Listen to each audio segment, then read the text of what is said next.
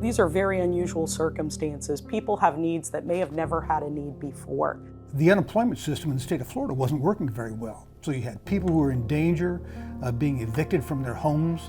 You had schools closed, so daycares became essential for people, having a place for their children to go so that they could get to work and earn money to feed the family. It was very nerve-wracking as to how we were going to pay bills.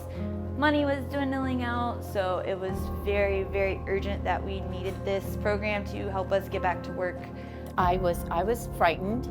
My staff, we didn't have masks. We again could not find any hand sanitizer. We were very worried about what the coming months were going to look like, how long the pandemic was going to continue to diminish sales. We went from having 150 customers when it was before pandemic down to 20 customers for a month and a half. It was just a very distraught feeling for me, because how can I provide care if I can't feel I can provide safe care?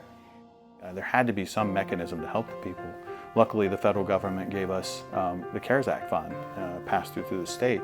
They gave us this direct allocation of $134 million, and they said use it to help the community. And so the commissioners knew we needed to create a program that would get this money in the hands of those that needed it as soon as possible.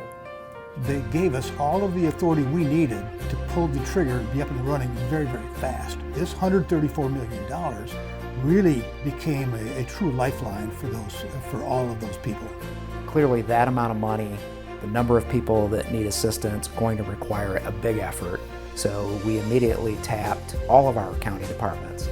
Then to go to the staff level, where we used this one organization concept and tapped the experience of everyone involved. To come up with a comprehensive approach to help us both help the workforce go back to work, the customer feel comfortable going back into a business, and then the business to restock, to buy the things they need to do to reopen.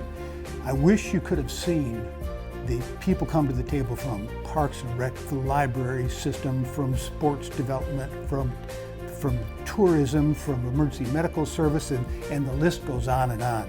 We mobilized around 150 county employees from every single department across the organization. We wanted it to be a fairly simple process. Obviously, these are federal funds, so we have some auditory requirements, so we had to put some structure in place, but the goal was to get the process as simplified as possible so we could get the funds to people as quickly as we could.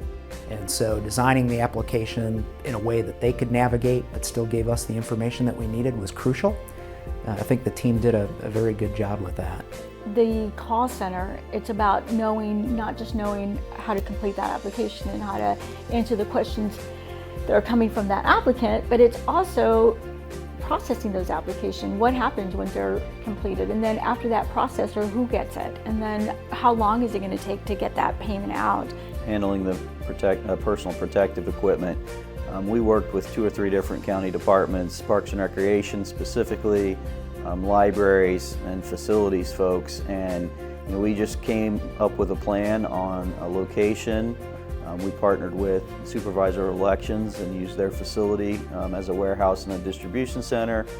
We put a team together who would process applications. We put a team together who would take in deliveries and fill cars up with PPEs. And honestly, the collaboration was very easy. The United Way approached us and they said, we work with these child care providers. We'd be willing to administer a program on your behalf if you're interested. And of course we were. What we really concentrated on was stabilizing these families, letting them get back to work, and allowing them to know that their children were in a safe environment. We were able to put together a program that was up and running within 2 weeks of the time we received that $134 million. The county did a great job of publicizing the information. There was an industry call that went out through the Lee County VCB. There was Facebook posts, it was on the news, I got an email. It just was publicized throughout the county. It was very simple, very quick, and very easy. Like, far easier than all the other programs that were in place. And I think it was the next morning, if not afternoon, I got our answer back that we were approved.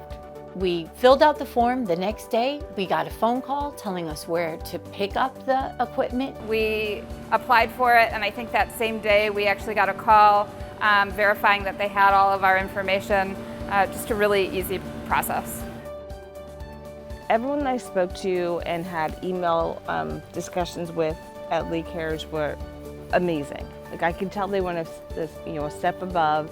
They seemed to really care what was going on. And we had people that were working in the CARES Act that when they got done of a shift all day long, they went home and helped people sign up for the CARES Act on their own.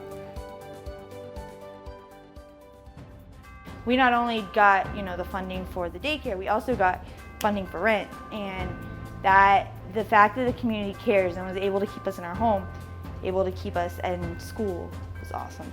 Being able to offer this on such a large scale to so many of their families, and it's just been incredible. The providers are so thankful, the families are so thankful. Having that continued support is going to be able to enable me to stay open for our first responders and to stay open as I have through the whole pandemic. This funding, it's a blessing. It's truly a blessing. LeeCARES totally just swooped in and helped so many families. I don't think, hopefully they will realize it, but even if it's not 100%, it's something to help you keep going, and that's all that matters, is we're all working together and we're gonna get it. We're gonna get through this, so. We saw people shed tears because they're in such desperate need of PPEs to get their businesses back open, and it was humbling because you really understood what kind of a positive impact we were making on this community. We helped any number of businesses pivot from their traditional manufacturing to supplying PPE. So we will always now have a PPE supply chain that's manufactured, distributed, and purchased by Lee County businesses and healthcare. This helped put that light at the end of the tunnel that at least we're going to make it through this and survive this pandemic and hopefully move forward when the sales picked up and gradually they started to come back, and it's been awesome. So far, we've been able to return all of our full-time staff back on payroll, so that helped there, as well as just cover a lot of our basic expenses and month-to-month expenses that at the time we weren't sure if we were going to be able to pay. I really don't know what I would have done without the help of LeeCARES. That grant it brought so much relief and took away so much stress and put my business in a better place to make sure I did make it through this pandemic.